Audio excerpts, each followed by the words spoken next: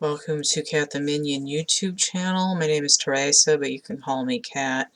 I'm doing card of the day. Kind of late, but oh well. This is when I felt inspired. So I'm using the Sirian Starseed Tarot. I did clear and shuffle it, but apparently I'm going to shuffle it a little bit more. It's more of an adventure to shuffle these ones because they're like a thick plastic card and they're very large, but we're going to do it. What are we going to get? I should point out that it's the 29th, and unless I'm very much mistaken, today is the day that Mercury has backed up into Libra and Venus has stepped over that little threshold into Libra. Should I say Mercury in Libra? I don't know if I said that right. Mercury retrograde moving out of Scorpio into Libra. Venus direct moving out of Virgo into Libra. Interestingly enough, Virgo ruled by Mercury, Libra ruled by Venus. It's like house rules.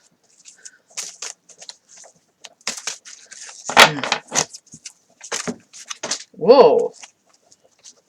That one like bounced off the deck, twisted around, bounced off the edge of my trash can and onto the floor. That was exciting. Look at that. 6 of crystals. So we don't have a Libra card, but it definitely looks like the balances. It really wants to be justice, but it's coming in a manifestational way. Look at those hands down there. Give me a frickin' bonus.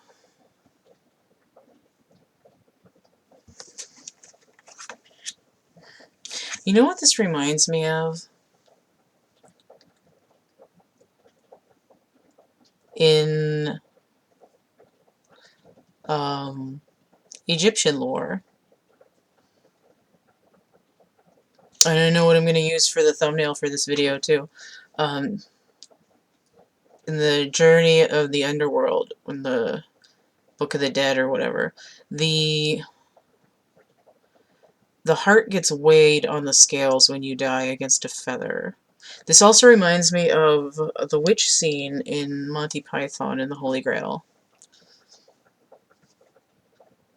If she weighs the same as a duck, she's made of wood, and therefore a witch. She turned me into a newt. A newt? I got better. Like looking at my cheat sheet and I'm like, I'm like trying to find that scene. I'm like, what's that card again? The witch card? 6 of Pentacles. Of course we have the moon in Taurus. Is that not what the full moon is in? Are you fucking kidding me? Hold on. Let me look this up. I'm also... When the moon is in the 7th house and Jupiter aligns with Mars, and peace will guide the planets, and love will steer the stars. This is the dawning of the age of Aquarius. Full moon, October... No, let's go Halloween. Halloween. 2020. It helps if I type 2020 and not 2002. There we go. My nose is itchy. Yeah, whatever. Blue moon. Come on, I think it's in Taurus. The first Halloween full moon in 76 years. That reminds me of Halley's Comet. I gotta look that up. Halley, that's it. Halley's Comet.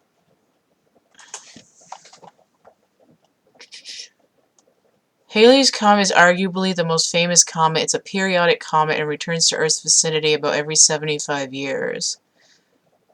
1986, projected return 2061. You know, Venus was originally a comet as well. Interesting. What in the crap? Oh, maybe if I put in what sign? There we go.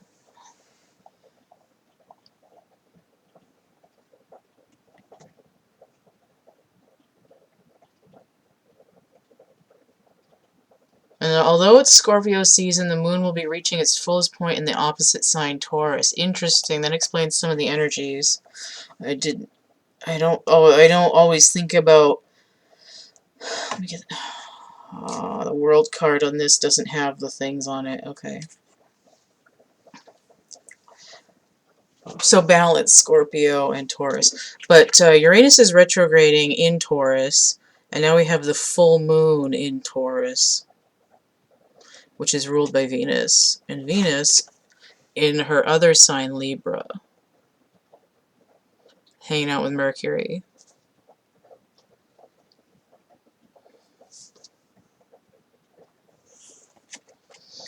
Now, Mercury is the magician, and Uranus is the fool. But I see it as sort of this binary sequence beginning to be started. Now, normally the Six of Crystals is said to be masculine energy's version of having the heart chakra open. It's also the I've reached a stable enough point where I'm able to give to other people.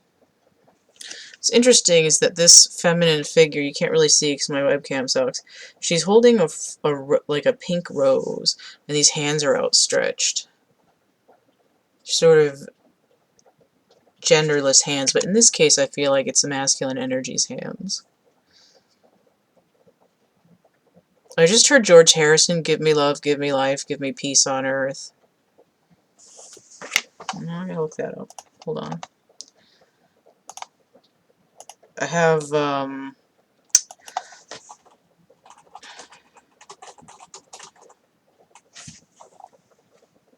have a lot of energies demanding my attention right now, and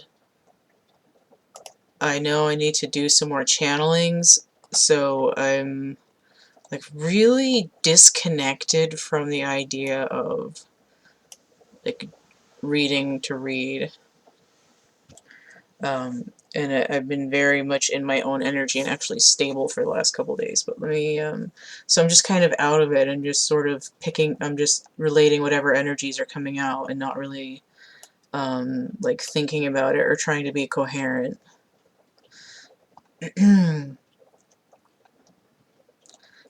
Give me love, give me peace on earth, give me light, give me life, keep me free from birth, give me hope, help me cope with this heavy load. Trying to touch and reach you with heart and soul. Okay, so please take hold of my hand that I might understand you. So there's hands here doing something. Oh, won't you please? Okay. Now, the other George Harrison song that was in my head. Oh, duh. Within the last couple of days is... Oh, now I'm not going to remember the title of it. It Don't Come Easy. No, everybody knows that by Ringo, but there is a George demo, and I kind of like that one better, actually. But you got to pay your dues if you want to sing the blues, and you know it don't come easy. And then this song also talking about karmic energies as well. And notice pay your dues. Look at this. This could be like I'm levying out money for a tax.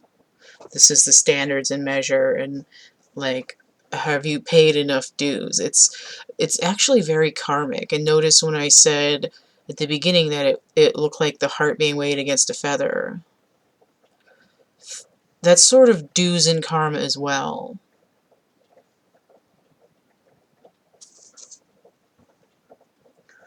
How much debt have you incurred? Do you have enough spiritual currency to pay for it, right? It's In the movie Top Gun, when Tom Cruise's character keeps doing flybys and pissing off the top brass, he says to him, your ego's writing checks that your body can't cash. I get that sense here too. I mean, even in Monty Python and the Holy Grail, that whole witch scene was a judgment.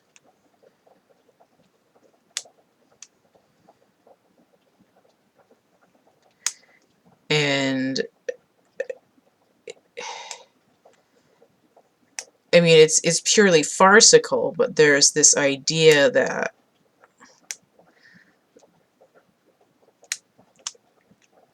like things aren't always logical. Things are often presented as something that they're not.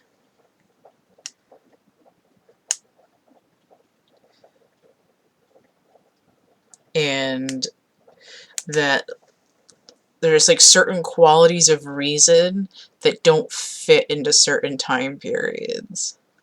Like one thing that's coming with Aquarian energy, like in general for the age of Aquarius, but also especially with the collective consciousness work that's being done with Uranus retrograde in Taurus, which is the grounding essence of Venus, right?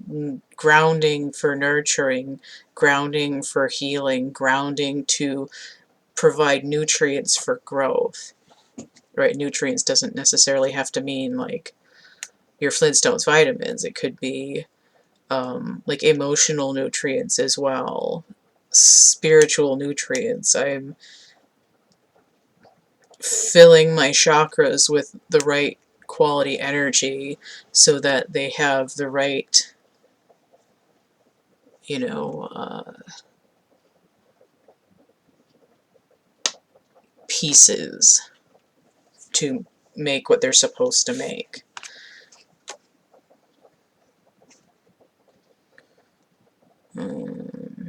Right, like I need phosphorus and calcium to make bones. I need those minerals to grow.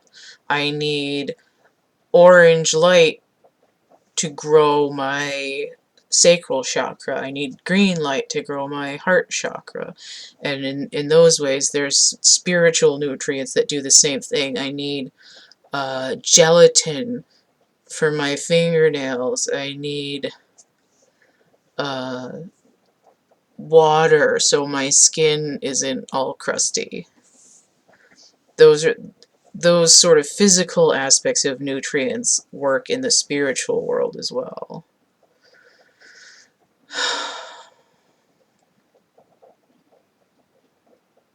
Is there anything else? The 29th is an 11. That's a universal timing. It's also a twin number. It's a duality. And we see that with balance. We see justice, especially with that Libra energy. But there's a lot of air here, right? Mercury rules Gemini. It does have some grounding in that it also rules Virgo, which is where Venus is coming from. Venus is sort of leveling up. She's going from the maiden to the mother. Right? There's something that's going to be born. The moon is full, right? The moon rules the tides. It rules the women's cycle, and it's full. The Empress is about to give birth to something, which is interesting because it's coming on Halloween, which is death. So we have death and rebirth coming exactly at the same time with this balance and a ton of air energy, right? Aquarius, Libra, and Mercury all within a couple days of each other. Notice that the difference between those 2 days is the number 2, right? Which is the High Priestess. So there's a shadow aspect of the crone part of the triple goddess, the maiden, the mother, the crone. There's a wisdom enacted. And now 2 can also go back to that 20 number for karma, for judgment. It's sort of hidden in the other energies. And I did mention that Mercury energy also goes with the Magician card. So there's this sort of like inside out rebirth energy that's going to, it's sort of like birthing something at the same time as something else dies. It's like, what's that movie with Demi Moore, The Seven Seals or something?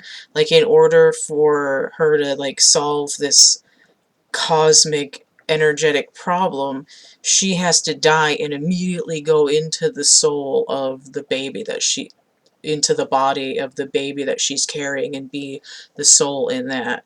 This is a very similar energy where something is ending, but there's something else immediately transforming it and coming in to breathe life into it. It's like it's basically like something being turned inside out.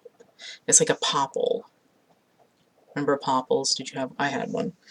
I don't know how else to explain it. So yeah, I'm going to stop talking because I don't really know what else to say or to explain about this. Sort of like hang on to your butts. And what's interesting is that there's grounding energy with Taurus and the Empress.